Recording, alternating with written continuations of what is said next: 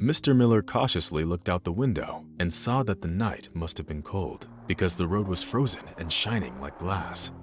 Because of the bad weather, road workers couldn't handle the workload, and thus, many streets didn't get sprinkled with salt yet.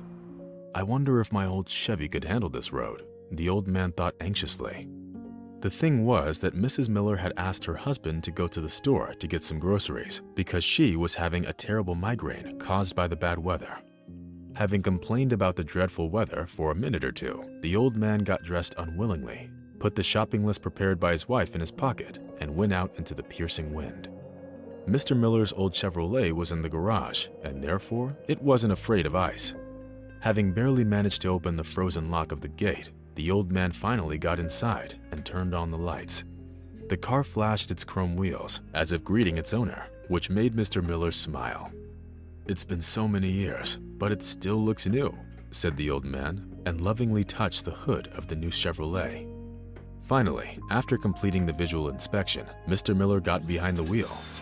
Glancing warily into the rearview mirror, the old man drove out of the garage and turned towards the nearest supermarket. To his surprise, the road wasn't as slippery as it seemed at first glance. With a sigh of relief, Mr. Miller began to turn the radio toggle, trying to find the right station. The old man only got distracted for a second, but it still prevented him from noticing the danger at the right time. The thing was that at a distance of some couple of meters from Mr. Miller's car, the rear lights of a brand new Porsche suddenly appeared. The old man hit the brakes almost immediately, but the treacherous icy road prevented the Chevrolet from stopping in time, and instead, it crashed into the rear bumper of the Porsche. The crash came with a vile metallic grinding sound that seemed like hellish music to Mr. Miller's ears. The man hit against the steering wheel, which caused him to lose his breath for a bit and start seeing dancing lights in his eyes.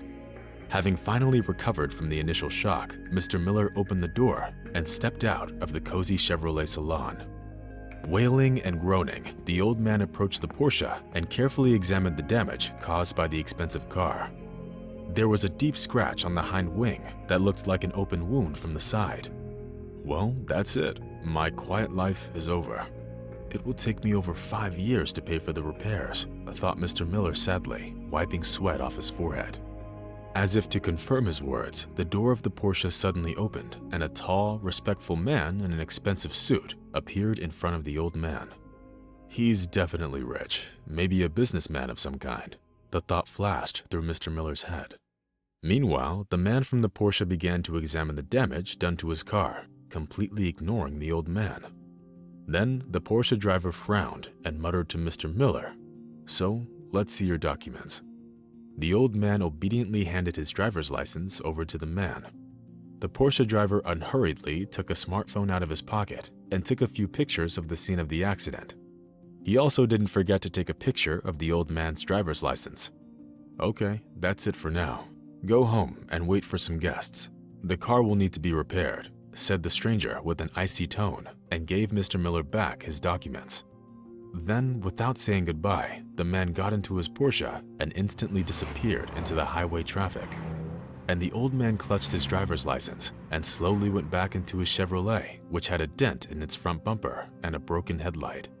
Tears welled up in Mr. Miller's eyes, and his heart skipped a beat as he thought of how much he'd have to pay to repair the Porsche. Instead of going to the store, the old man returned home with the bad news. Seeing the dry blood on her husband's head from the nose injury he got from the collision, Mrs. Miller began to fuss around him, trying to apply ice to the bruise. But the old man removed his wife's hand, and with a sad sigh, told her everything as it was.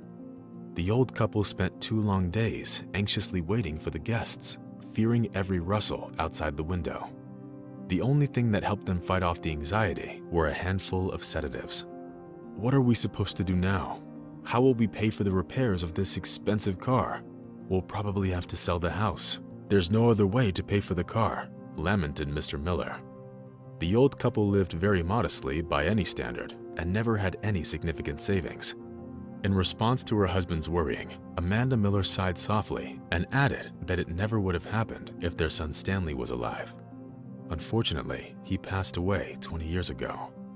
For Mr. Miller, it came as a painful reminder that he never found the time to make up with his son before he died. Sure, it was a stupid argument, which happened out of the blue. Many years ago, Stanley gave his father an '80s Chevrolet for his birthday. Expecting Mr. Miller's skepticism, the young man explained that the car was suddenly completely new. Moreover, it kept a big secret under the hood. It had a boosted engine and parts taken from the best cars of all time. But Mr. Miller didn't appreciate the gift because he was hoping to get something more expensive, like a Cadillac or a Ford. And no matter how long Stanley explained that it was only the body of the Chevrolet that remained in the car, which all other parts were from better, more expensive cars, the old man was adamant. First of all, the caring son wanted to protect the old man's car and make it reliable and comfortable. But despite all of Stanley's arguments, Mr. Miller decided to sell the Chevrolet, which offended the young man very much. An argument ensued, which turned into a long falling out. In the end, the old man did keep the car, but Stanley couldn't help but feel offended. If only the old man could have known that this would be his last conversation with his son. The thing was that feeling mad at his father, Stanley got a job at a drilling station that was located 3,000 miles away from his hometown. Stanley was a helicopter pilot and serviced oil rigs in Alaska. One day, Stanley was flying during bad weather and his helicopter crashed just a few meters away from the landing site. Thus, in a very unfortunate instant, Mr. and Mrs. Miller lost their only son, whom they loved very much and counted on for support in old age. It wasn't until Stanley died that Benjamin Miller realized what a wonderful car his son had given him. After all, 20 years have passed, and the Chevrolet still looked new, having never once broken down. Deep in his sad thoughts, the old man was interrupted by the sound of a loud knock on the door. Casting a frightened glance at her husband, Mrs. Miller went to open it. A tall, important-looking man stood at the door. The old man immediately recognized him as the driver of the Porsche. The guest seemed to be feeling very confident. He looked boldly around the Miller's house, as if calculating its value in his mind. Then he smiled slightly and said, "Well, we meet again, Stanley. I've been looking for you for a long time." Mr. Miller got even more agitated when he caught the stranger's gaze and realized that he was looking at the picture of his deceased son, which was standing on the nightstand. "Hold on. Did you know Stanley?" whispered the old man, surprised. "I sure did. And not only did I know him, but I was also his best friend. But it's a long story." "Mrs. Miller, would you mind making us all some tea?" asked the guest, making it clear that he had come with good intentions. A few minutes later, sitting in the kitchen over a cup of tea, the man told his story. As it turned out, his name was George Anderson, and he also served as a contract pilot at one of the drilling stations in Alaska. Despite the fact that Stanley was from Maine and George lived in Colorado, the young men quickly became friends. They often piloted flights together. On that ill-fated day, when Stanley Miller died, the two friends were also together. The weather was awful, with squalls of strong winds, but nevertheless, the pilots had to make a flight because one of the workers at the station had an attack of acute appendicitis and he urgently needed to be taken to the hospital. Stanley was piloting the helicopter that day.